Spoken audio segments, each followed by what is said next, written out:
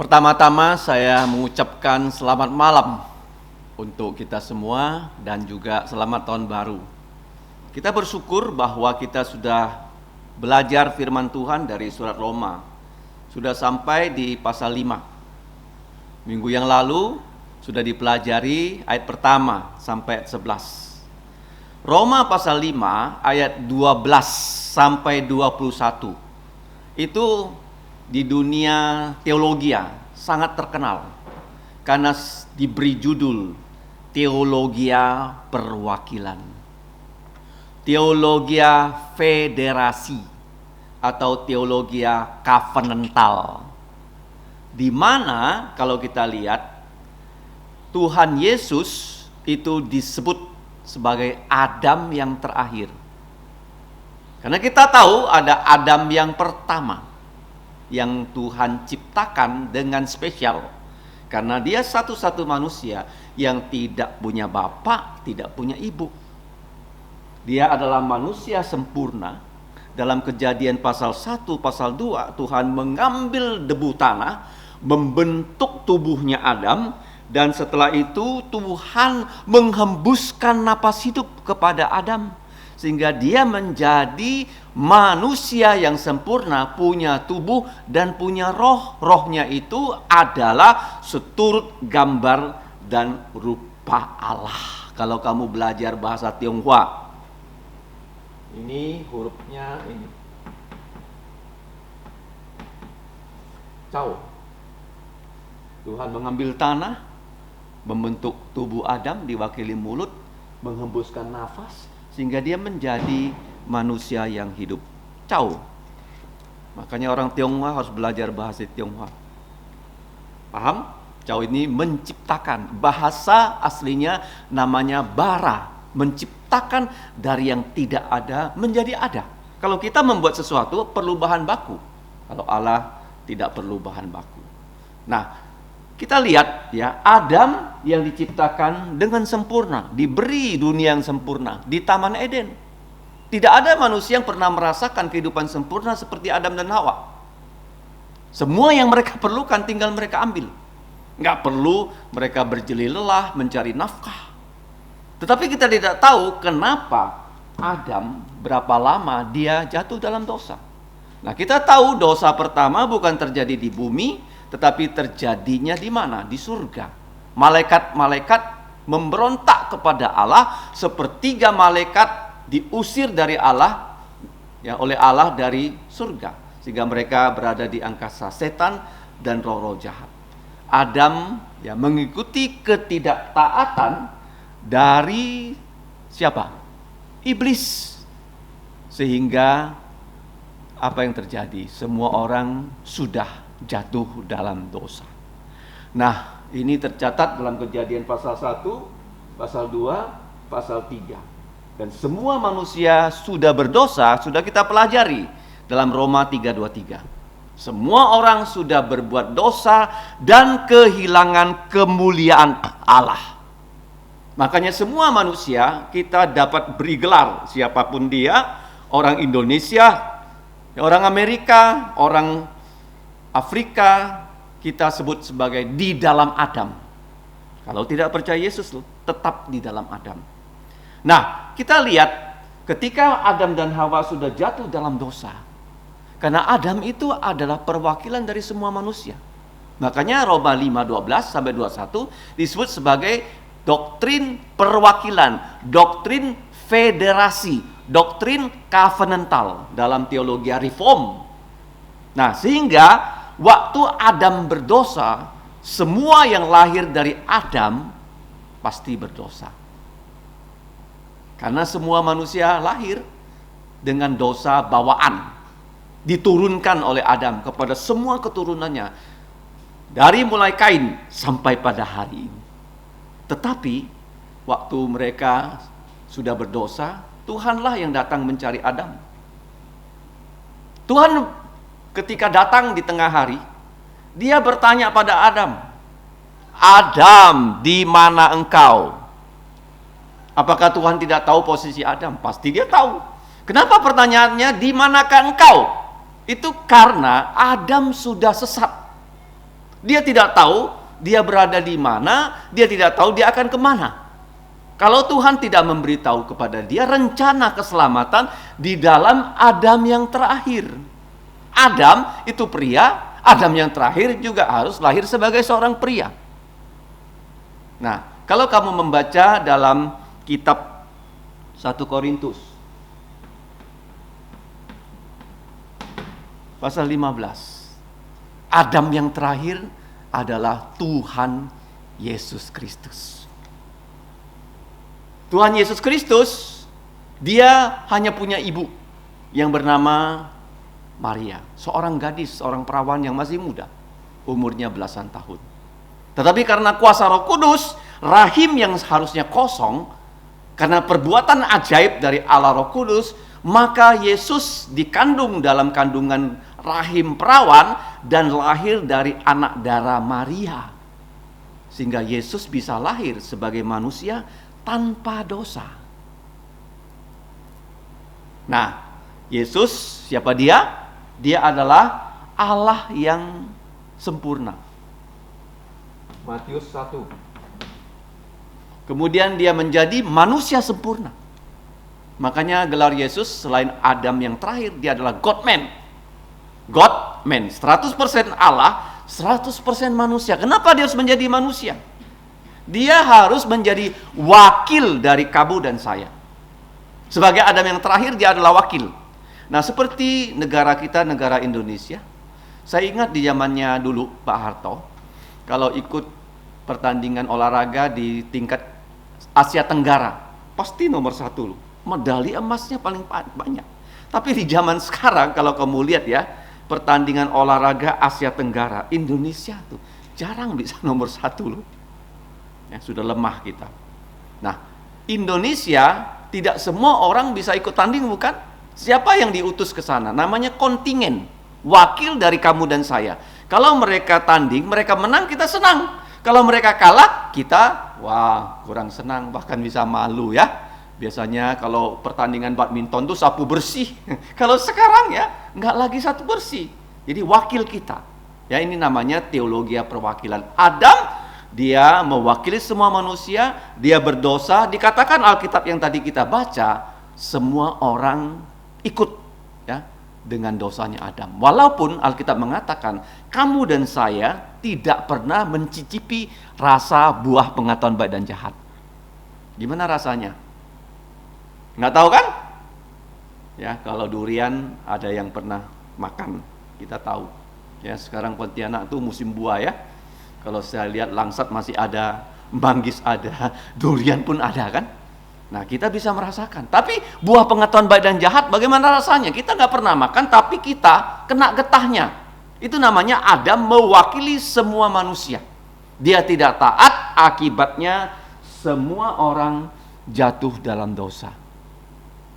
Nah, sedangkan Yesus, dia taat sempurna. Ini yang menjadi satu pengajaran yang tidak pernah saya ketahui sebelum saya sekolah Alkitab ya di FEBC. Mari kita buka ya. Galatia 4:4. Penting ya. Mengapa Yesus menjelma menjadi manusia dan dia melayani umur 30 dan disalib pada usia 33,5 tahun? Karena Galatia 4 ayat 4. Kita baca sama-sama ayat yang sudah sering kita baca. 1, 2, 3. Tetapi setelah genap waktunya, maka Allah mengutus putranya yang lahir dari seorang perempuan dan takluk kepada hukum Taurat. Ini penting ya. Adam kenapa dia berdosa? Karena dia tidak takluk kepada perintah Allah. Nah, sedangkan Tuhan Yesus dia taat sempurna kepada seluruh hukum Taurat. Nah, di dunia ini hanya ada 2 macam agama. Satu agama, yaitu agama Kristen, percaya bahwa kita diselamatkan melalui hadiah dari Allah. Kita tidak punya andil sedikit pun atas keselamatan kita. Agama yang lain mengatakan kamu lakukan A, B, C, D sampai Z. Mudah-mudahan kamu selamat. Itu agama lain ya. Begitu banyak aturannya. Nah, kalau kita lihat Adam waktu dia berada di Taman Eden, Dia kalau taat kepada perintah Tuhan, dia sudah selamat loh. Seluruh manusia selamat. Ya, tidak ada yang jatuh dalam dosa. Waktu digoda oleh iblis, Hawa menolak, Adam menolak, maka semua manusia yang lahir dari Adam dan Hawa sudah punya hidup yang kekal, tidak perlu lagi jatuh dalam dosa. Makanya itu dinamakan perjanjian kerja di Taman Eden. Manusia masih bisa bekerja ketika tubuh mereka sempurna dengan menolak pencobaan dari iblis. Nah, sedangkan setelah manusia jatuh dalam dosa, kamu dan saya, kenyataannya jelas sekali. Kamu tidak pernah sekolah dapat nilai 100, 100. Nggak ada. Ada nggak? Nggak ada. Ya kan? Kenapa nggak bisa? Karena kita sudah berdosa. Tidak mungkin lagi diberi syarat, kita menggenapi syarat itu dan kita bisa masuk surga. Karena ke surga nggak boleh ada setitik salah pun, setitik dosa pun. Misalnya saya punya nilai 90. Saya bawa surat ini. Tuhan, saya sudah 90 nilainya, mentaati hukum-Mu. Tuhan bilang nggak bisa. Harus berapa? 100%. Tapi nggak bisa lagi. Gimana caranya? Maka Tuhan berdasarkan keadilannya. Nah, satu orang berdosa, semua orang berdosa. Tuhan mengutus satu manusia, Yesus menjadi manusia. Dia taat seluruh hukum Taurat dan dia menjadi wakil kita, sehingga melalui kehidupan Yesus taat sempurna. Taat sempurna itu ada dua aspek. Yang pertama, aspek aktif, yaitu dia melakukan semua hukum Taurat. Contohnya, pada saat Yesus umur 8 tahun, dia disunat. Ya kan? Sudah sering saya jelaskannya kenapa disunat pada hukum 8 hari kan? Orang Arab disunat belasan tahun, Abraham disunat 99 tahun.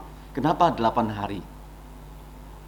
Karena pada usia 8 hari, darah bayi sudah bisa membeku seperti orang dewasa, sehingga kalau disunat tidak membahayakan nyawanya. Jadi Yesus disunat pada hari ke-8. Kemudian Yesus waktu dia menyembuhkan orang kusta, dia mengatakan kepada orang kusta, kamu jangan bilang sama siapa-siapa dulu kamu sudah sembuh. Kamu harus pergi ke Yerusalem ke hadapan imam, dan imam yang bisa membuktikan bahwa kamu sudah sembuh. Karena dalam Imamat pasal 13-14 di situ diberitahu oleh Tuhan bagaimana memeriksa orang yang sakit kusta. Karena kusta pada zaman itu tidak ada yang bisa menyembuhkan kecuali Allah. Jadi kalau imam sudah periksa kamu sudah sembuh, kamu persembahkan korban, nah baru kamu bisa dinyatakan sembuh oleh iman dan kamu baru bersaksi sesuai dengan hukum Taurat.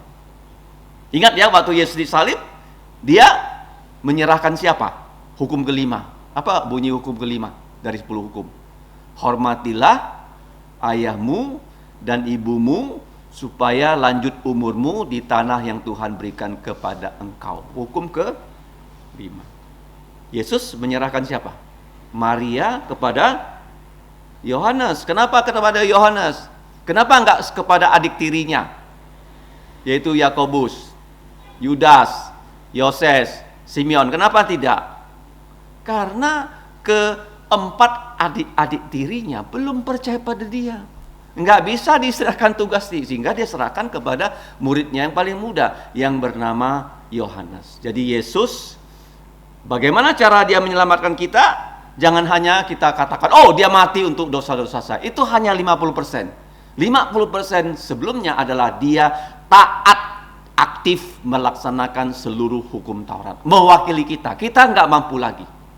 Yang kedua, Yesus taat secara pasif. Secara apa? Pasif. Di mana ayatnya? Baca di rumah, Yesaya 53.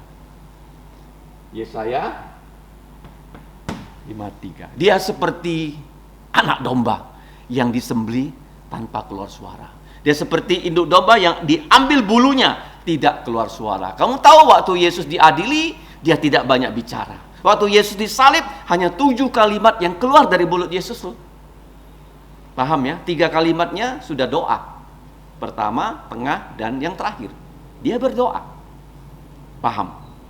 Dia bisu seperti anak domba Paskah yang disembelih. Karena dengan darahnya dosa-dosa kita bisa dihapus. Adam tidak taat, membuat semua manusia jatuh dalam dosa, dan Yesus, Allah sejati, menjadi manusia sejati. Dia taat dengan sempurna, sehingga sebagai ketaatan sempurna Yesus membuktikan apa? Yesus tidak ada dosa. Sehingga dia satu-satunya yang bisa menanggung semua dosa kita.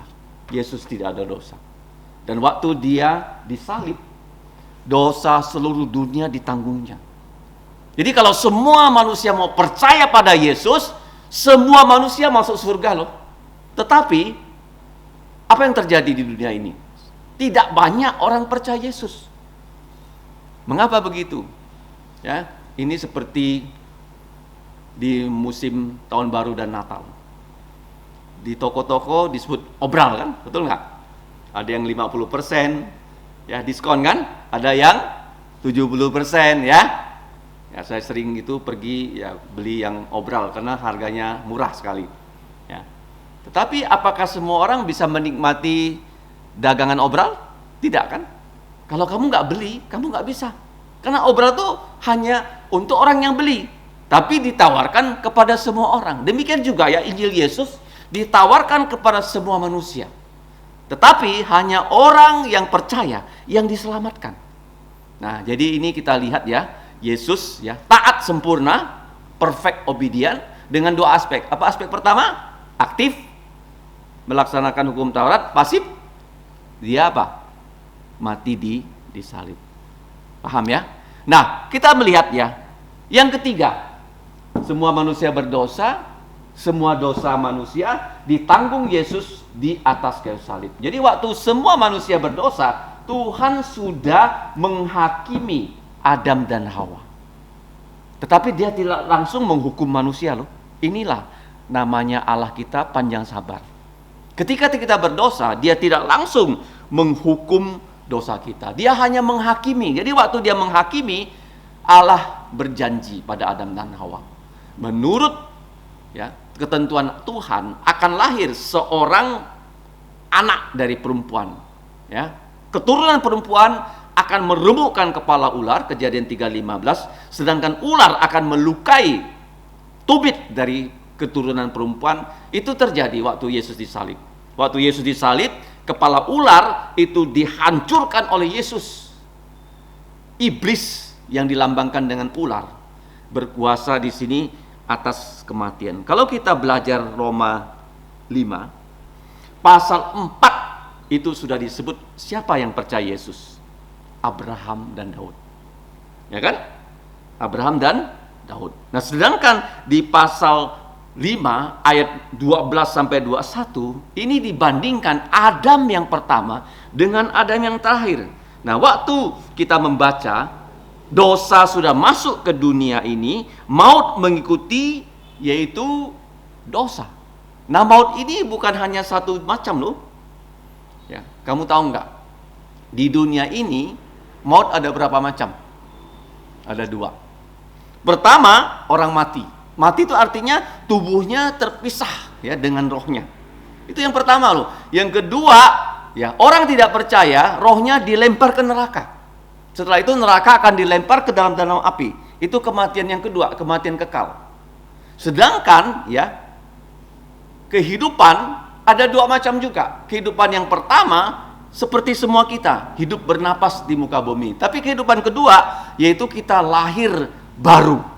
Jadi artinya begini, kalau kita lahirnya satu kali, matinya dua kali.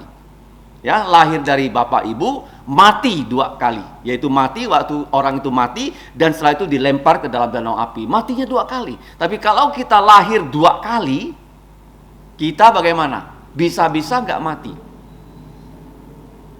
Kapan itu terjadi? Waktu kita percaya Yesus, kita dilahirkan, disebut lahir baru. Kenapa kita disebut tidak mati? Karena kalau Yesus datang pada saat ini, tidak kita mengalami kematian. Langsung diberi tubuh mulia. Setelah orang yang mati dalam Yesus diberi tubuh mulia, bangkit dari kematian, dan kita bersama-sama dengan mereka yang bangkit dari dalam kematian, ya, karena mereka diberi tubuh mulia, kita diberi tubuh mulia, kita menyongsong Yesus di angkasa. Untuk apa? Untuk perjamuan kudus dengan Tuhan Yesus. Jadi kalau lahir 1 kali, mati 2 kali. Tapi kalau lahirnya 2 kali, bisa-bisa nggak mati. Kalau mati hanya 1 kali, ya berpisah. Dan mati menurut Alkitab itu bukan mati, tapi tidur. Apa? Tidur. Kenapa disebut tidur? Karena jasadnya ada di bumi, tetapi rohnya ada di mana? Di surga. Tidur. Kapan dia bangun? Waktu Yesus datang kedua kali, disuruh bangkit. Nah, kita lihat di sini. Jadi perbandingan pertama, kedua, ketiga sudah kita pelajari. Perbandingan keempat, Adam dan Hawa sudah dihakimi. Penghukumannya berlaku masih sementara. Artinya begini, Adam dan Hawa atau mereka di Taman Eden, mereka hidup dengan sangat menyenangkan. Tetapi setelah diusir dari Taman Eden loh, ya, dunia sudah dikutuk. Ular dicabut kakinya, kemudian Hawa hamil sangat susah, melahirkan sangat sakit, bahkan ada perempuan yang melahirkan sampai mati. Ketiga, Adam harus mencari nafkah sampai berkeluar keringat. Kemudian yang keempat, tanah dikutuk. Yang kelima, manusia harus mati. Nah, disinilah antara hidupnya manusia dengan mati manusia, manusia punya kesempatan untuk bagaimana? Menerima keselamatan dalam Yesus. Makanya Tuhan berikan pada saat Musa membawa orang Israel keluar dari Mesir, di Gunung Sinai, Tuhan memberikan Musa 10 hukum. Berapa hukum? 10.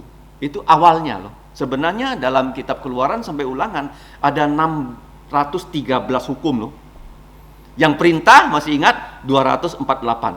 Yang larangan 365. Jadi kalau dijumlah 613. Nah, disamerikan atau diringkas menjadi 10 hukum, 55. Nah, kenapa 10 hukum diberikan pada kita? Dikatakan ya, maut sudah berkuasa dari zaman Adam sampai zaman Musa. Nah, waktu 10 hukum diberikan di zamannya Musa, saya tadi pagi mengatakan Musa itu manusia yang paling hebat di dunia ini setelah Tuhan Yesus. Kenapa begitu? Karena dari Musa seluruh dunia mendapatkan yang namanya hukum. Ya kan? Indonesia ada hukum nggak? Ada. Ya, bahkan ada yang sekolah fakultas hukum kan, menjadi sarjana hukum kan? Karena ada hukum. Kamu pergi ke Singapura, ada hukum nggak? Ada.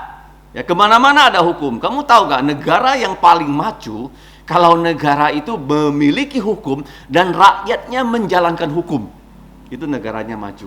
Contohnya Singapura, contohnya Hong Kong. Mereka lebih taat pada hukum sehingga negaranya maju. Kalau kita Indonesia, hukumnya sering dilanggar oleh rakyatnya, oleh pejabatnya, maka negara ini nggak akan maju-maju.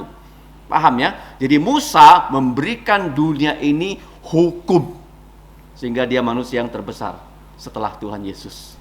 Nah, tetapi kenapa Tuhan memberikan hukum Taurat? Tahu nggak? Alkitab tadi menjelaskan bahwa ketika sebelum ada hukum Taurat, sebelum zaman Musa, orang berdosa dan orang tidak tahu speknya dosa.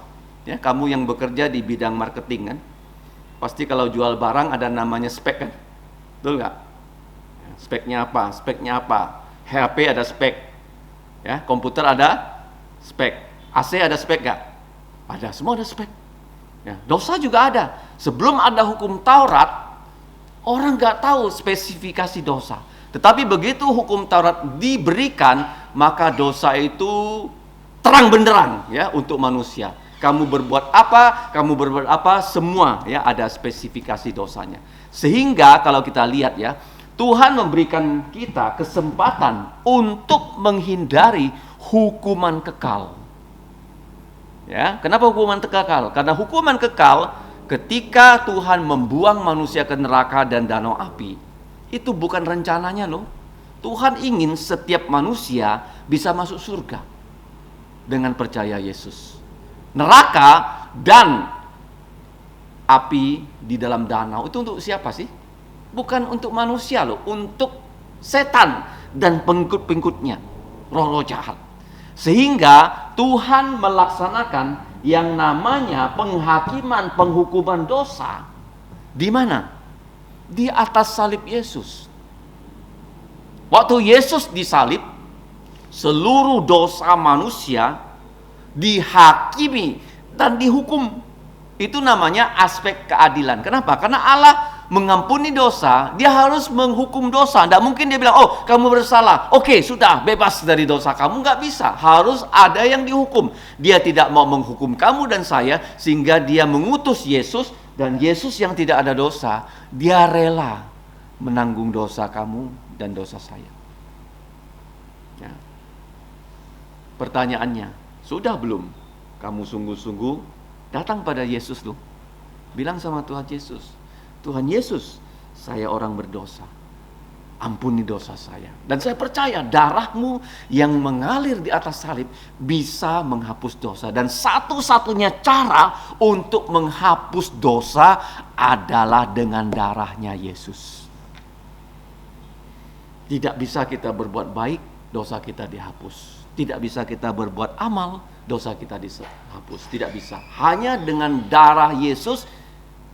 Kalau tidak ada penumpahan darah, tidak ada pengampunan dosa. Makanya tidak heran di setiap tempat ada yang namanya korban kan? Ya, sesuatu dikorbankan supaya kita tidak ditimpa kematian, tapi binatang korbannya yang mati. Dia menggantikan kita, seolah seperti itu ya. Tetapi kamu tahu nggak, darah binatang tidak bisa menghapus dosa. Darah siapa yang bisa menghapus dosa? Darahnya Tuhan Yesus. Dan kita bersyukur loh, Tuhan Yesus tidak mati konyol. Dia tidak mati saja dikubur, tapi dia bangkit dari kematian. Kuburnya kosong. Ya, saya pernah masuk kubur Yesus, gua batu yang dipahat, masuk ke dalamnya bisa keluar lagi. Ada pintunya. Di pintunya itu ditulis apa? Dia sudah bangkit dari kematian. Dia tidak ada di sini. Tuhan Yesus hanya memakai kubur itu selama 3 hari saja. Jadi kalau kita mau dosa-dosa kita dihakimi, dihukum di atas salibnya Yesus, maka kita tidak lagi dihakimi, dihukum atas dosa kita. Makanya setiap doa selalu kita mengatakan, ampunilah dosa kami. Betul kan? Kenapa selalu kita ucapkan? Karena kita nggak sadar kapan kita berdosa. Paham nggak? Ya, kadang-kadang kita berdosa, kita nggak sadar kita berdosa. Paham? Jadi kita langsung saja bilang sama Tuhan, Tuhan saya orang berdosa, ampuni dosa saya. Selalu begitu. Dan dia selalu mau mengampuni dosa kita. Kenapa? Karena ada darah Yesus yang bisa menghapus dosa kita. Makanya dalam ayat yang tadi dia baca, ada dikatakan, di mana dosa merajalela, di situ anugerah pengampunan dosa dari darah Yesus tersedia melampaui dosa kita. Ya, kalau kamu lihat dari sejarah Alkitab, sejarah gereja, orang yang paling jahat pada akhir hidupnya bisa bertobat. Dan orang nggak bisa bayangkan loh, seperti siapa? Di perjanjian lama, raja yang paling jahat namanya Manasa. Dia berbuat dosa, melawan perbuatan orang tuanya. Orang tuanya baik, Raja Hizkia. Tapi Manasa ini semua yang baik dibuat Hizkia dibalikkannya. Sehingga apa? Tuhan menghukum dia, dan Manasa ini sebagai raja ditangkap, dibuang ke luar negeri. Tetapi kamu tahu nggak? Pada akhir hidupnya dia percaya Yesus loh. Aneh kan? Orang yang jahat seperti itu bisa bertobat. Di perjanjian baru siapa dia? Saulus. Dia begitu jahat, selalu membenci orang Kristen, selalu mau menangkap orang Kristen, selalu mau membunuh orang Kristen. Tapi di tengah jalan Tuhan Yesus datang menangkap dia sehingga dia diselamatkan. Itu artinya apa? Kamu kalau bertemu dengan orang, kamu jangan khawatir, wah mukanya kelihatan jahat, kelihatan dia berjenggot, kelihatan dia sangat membenci orang Kristen. Kamu nggak berani kasih tahu dia tentang Tuhan Yesus. Ya, siapa tahu kalau kita beritahu dia tentang Tuhan Yesus, dia bisa percaya kepada Tuhan Yesus. Jadi kita lihat yang keempat, penghakiman dan penghukuman dosa sudah terjadi di atas Tuhan Yesus. Nah, kalau di sini orang menolak menjadikan Yesus sebagai wakilnya, dia tetap di dalam Adam. Tapi sekarang kalau orang percaya Yesus, dia menerima Yesus, dan orang itu tidak disebut lagi di dalam Adam loh. Di dalam Tuhan Yesus Kristus. Kamu simak selalu saya mengucapkan kata-kata pertama saya, saudara-saudariku di dalam Tuhan Yesus Kristus. Apakah dengan menyebut kamu saudara-saudari itu mengecilkan posisi kamu? Tidak. Orang Indonesia itu suka sebut pak gitu. Padahal Alkitab tuh bukan loh. Pak kita satu, Pak siapa? Bapak surgawi. Makanya saya sangat alergi dengan orang Pak Pipo gitu. Ya, saudara-saudari di dalam Tuhan Yesus Kristus. Kalau kamu yang menyebut dia Bapa melalui siapa? Di dalam Tuhan Yesus Kristus. Itu sebutan paling terhormat loh. Mengerti nggak? Kalau saya panggil kamu saudara-saudari di dalam Tuhan Yesus Kristus, artinya kamu ini adalah pangeran, putri-putri dari kerajaan sorga. Lebih dari Pak Pipo. Ya, di mana-mana saya sering suka ya dengar ini Pak. Kalau dia dipanggil Pak seolah-olah dia hebat gitu. Enggak loh. Ya, saudara-saudari di dalam Tuhan Yesus Kristus. Itu sebutan paling berhormat. Kenapa? Kalau tidak saudara-saudari di dalam Tuhan Yesus Kristus, dia apa? Manusia di dalam Adam. Yang nanti pasti dihukum di mana? Di dalam api neraka. Sedangkan kalau kita percaya Yesus, ya kita bagaimana? Sudah di dalam Tuhan Yesus Kristus. Apa yang terjadi ya? Kalau kita lihat ya di dalam Roma ya pasal 5, dihukum jika tidak percaya Yesus. Coba lihat ya ayat-ayatnya 15a. Ya, 15a. Ya, di dalam kuasa maut. 16a sama. Oke. Mengakibatkan penghukuman. 17a.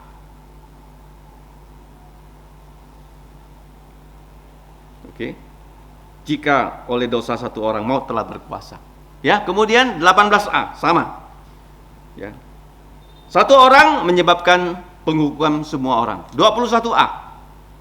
Ya. Seperti dosa berkuasa dalam alam maut.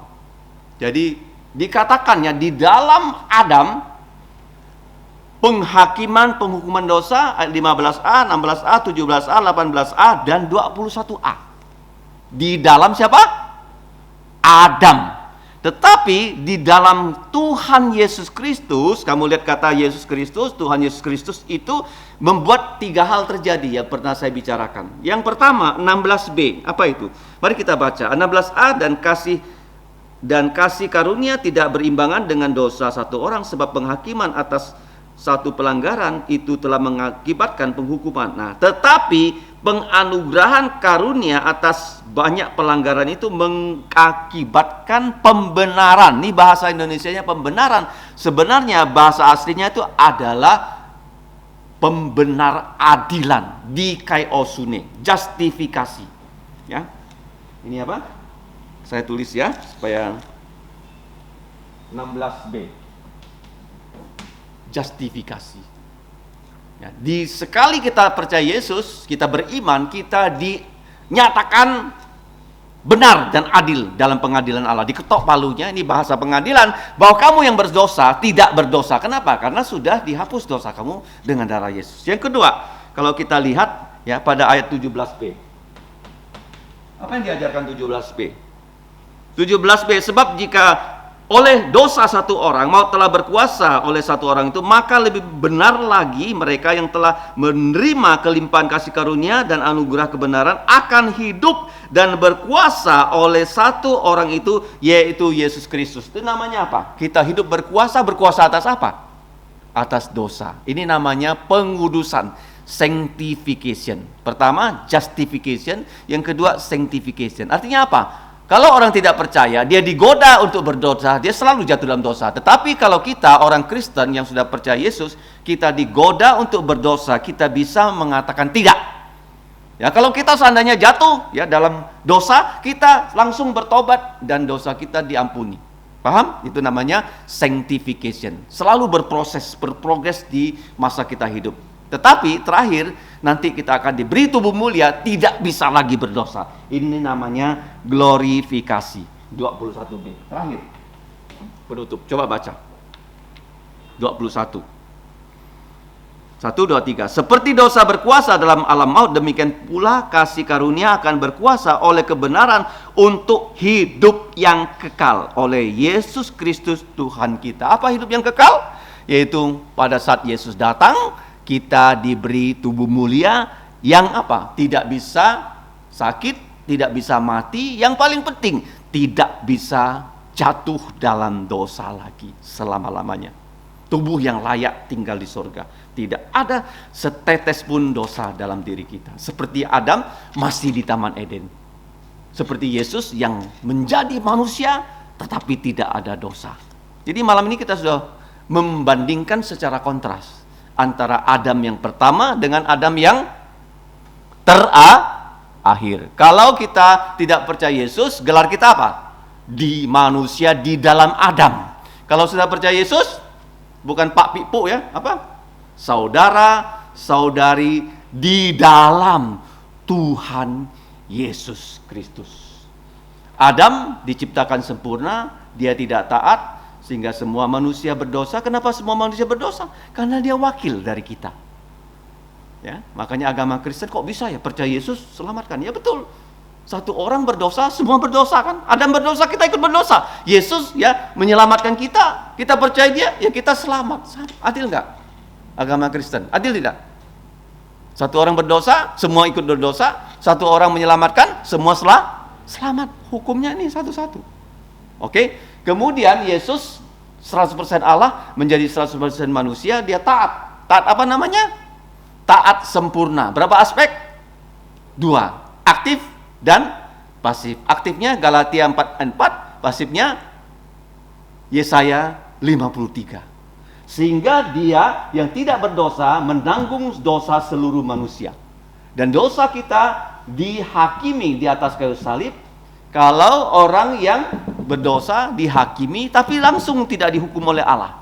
Dia menantikan orang bertobat. Kalau tidak bertobat, maka dia akan dihukum secara kekal dalam danau api. Tapi kalau kita bertobat, kita tidak lagi manusia di dalam Adam, tapi kita adalah ciptaan baru. 2 Korintus 5:17, kita mengalami hidup yang berkuasa. Apa hidup yang berkuasa? Bukan saya jadi presiden ya. Apa hidup yang berkuasa? Bisa menang atas pencobaan. Paham? Kalau dosa datang menggoda, saya bisa bilang, oh enggak mau. Kalau orang yang tidak percaya Yesus enggak bisa. Begitu dia ajak berdosa, senang lu, ayo kita berdosa. Tapi kalau sudah percaya Yesus, enggak bisa. Ya, kita hidup karena sudah dijustifikasikan. Ayat berapa? 16b. Apa itu justifikasi? Allah sebagai hakim, dia ketuk palu. Kamu orang berdosa, tapi tidak berdosa. Kenapa? Karena dosa kamu sudah dihapus dengan darah Yesus. Paham? Yang kedua, apa buktinya kita sudah tidak diadil lagi, dihakim lagi? Karena kita hidup kudus. Apa yang bisa membuat kita kudus? Darah Yesus. Yang kedua, dorongan Roh Kudus. 3, Alkitab. 4, kita mau bertobat.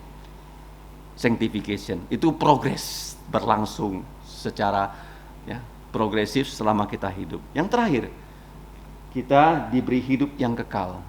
17b, 21b, kita punya tubuh mulia yang tidak akan berdosa lagi. Waktu Yesus datang kedua kali. Ini Alkitab mengajarkan apa? Teologi apa? Perwakilan, teologi federasi, teologi covenantal. Roma 5 ayat 12 sampai 21. Sebelumnya pasal 4 contohnya Abraham Daud, sekarang contohnya siapa? Adam pertama dan Adam yang terakhir. Mari kita berdoa. Bapa di sorga, kami bersyukur untuk firman-Mu, di mana putramu menjadi putra manusia, sehingga melalui keselamatannya yang diberikan kepada kami dapat hidup yang kekal. Kami diterima oleh Engkau menjadi anak-anak-Mu, sehingga kami adalah saudara-saudari dalam Tuhan kami Yesus Kristus, dan kami memanggil Engkau sebagai Bapa. Kami bersyukur Engkau memberikan kami wakil yang sempurna, yaitu Tuhan Yesus, yang sudah menjadi juru selamat dunia, tetapi menjadi juru selamat kami secara pribadi. Tolonglah kami ya Bapa, bukan hanya kami percaya, tapi kami mau juga membawa Injil Yesus kepada mereka yang belum percaya, sehingga mereka bisa percaya pada Tuhan Yesus. Demikianlah doa kami, ampunilah dosa kami dalam nama Tuhan Yesus. Amin.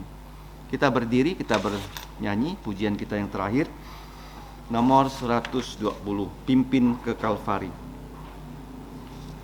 120.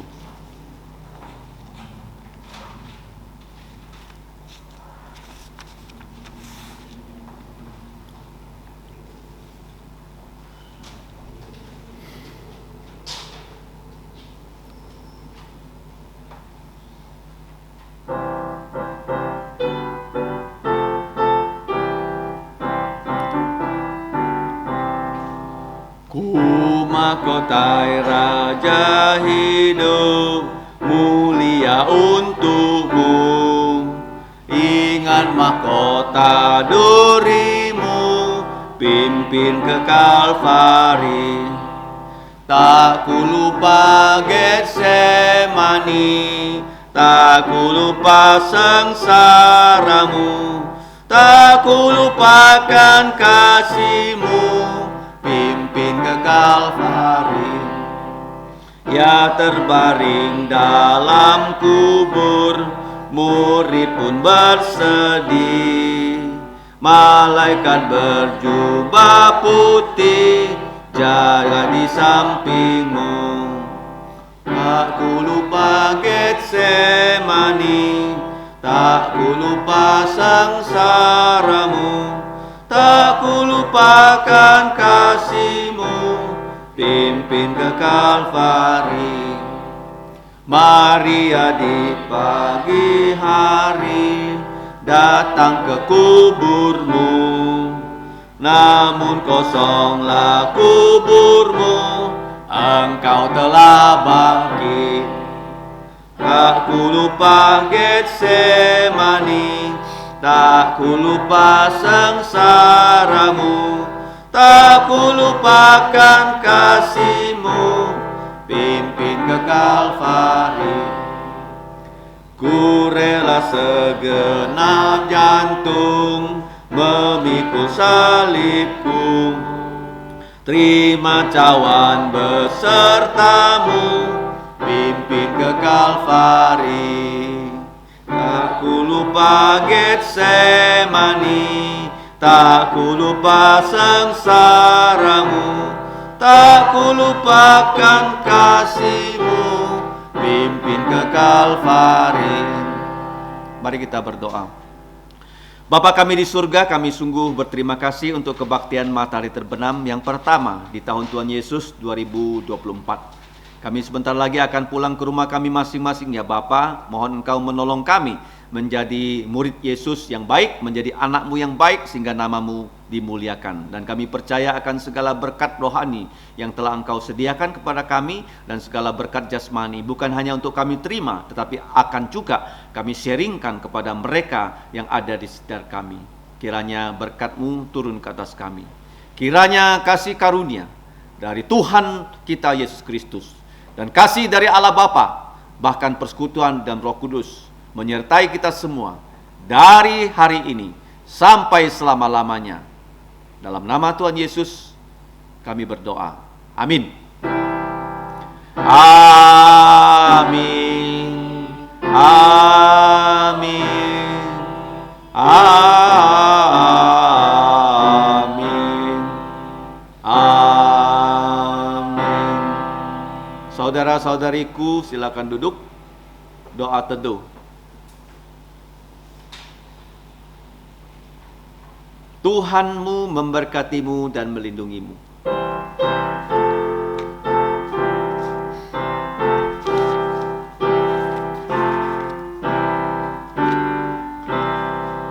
Tuhan